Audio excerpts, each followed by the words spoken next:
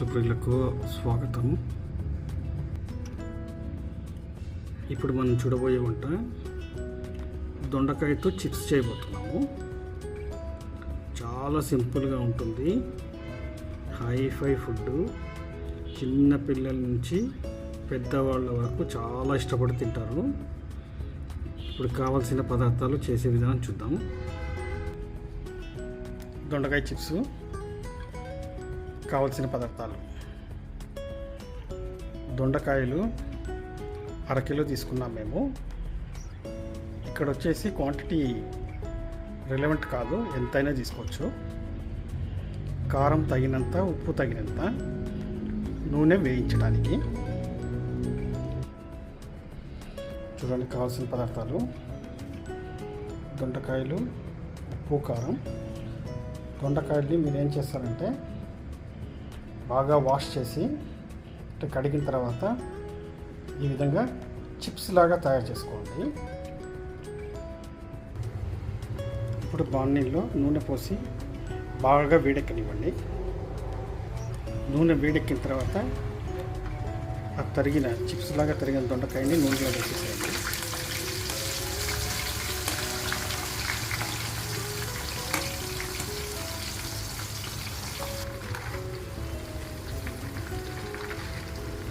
ఇవి నూనెలో వేసిన తర్వాత కలుపుతూ ఉండాలి. అవి వేగేంత వరకు ఆ విధంగా ఉండాలి. ఇవి ఎంతవరకు వేగాలి అంటే అది మీ ఇష్టము. లైట్ బ్రౌన్ కలర్ వచ్చేంత వరకైనా వేయించుకోవచ్చు, థిక్ బ్రౌన్ కలర్ అయినా చేసుకోవచ్చు. కాకపోతే నల్లగా మాడేంత వరకు మాత్రం పెట్టకండి.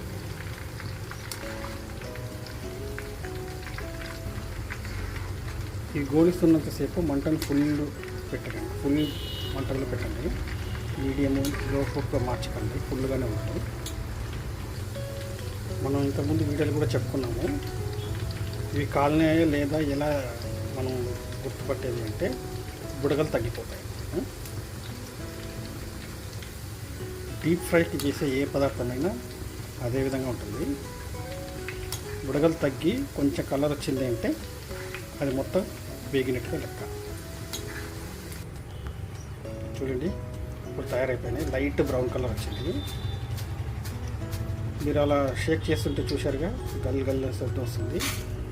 మీరు ఇంకా కొంచెం కావాలనుకుంటే కూడా ఇంకొంచెం సేపు కూడా పెట్టుకోవచ్చు. కాకపోతే కలర్ వచ్చేసి డార్క్ కలర్లో వస్తుంది.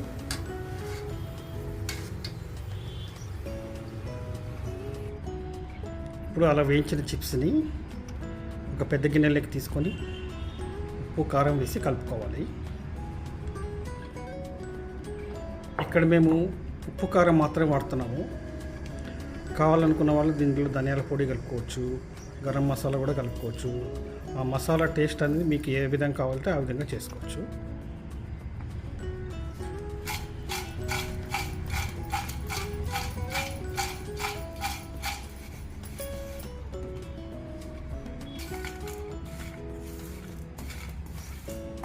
సో ఈ విధంగా కలుపుతూ అన్నిటికీ అంటుకునే విధంగా చిప్స్ అంటే ఆ మసాలా చిప్స్కి మొత్తం అంటుకునే విధంగా కలుపుకోవాలి.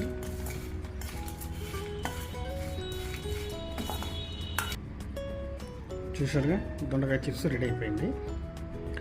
ఇవి చిన్నపిల్లలు కూడా చాలా ఇష్టంగా తింటుంటారు. మనం దీన్ని సాంబార్ అన్నం లెక్క కానివ్వండి, లేకపోతే పెరుగన్నం లెక్క కానివ్వండి, మజ్జిగన్నం లెక్క కానివ్వండి, పప్పు అన్నం లెక్క దేంట్లోకైనా తీసుకోవచ్చు. చాలా సూపర్ టేస్ట్గా ఉంటుంది. చిన్నపిల్లలకు కూడా బయట కొనిచ్చే లేసు ఇలాంటి చిప్స్ బదులుగా వీటిని కూడా ఒకసారి రుచి చూపించండి. వీటిని స్నాక్స్ లాగా కూడా తీసుకోవచ్చు. చూసారుగా దొండకాయతో చిప్స్ ఏ విధంగా చేయాలన్నది చాలా సింపుల్గా ఉంటుంది, తొందరగా అయిపోతుంది.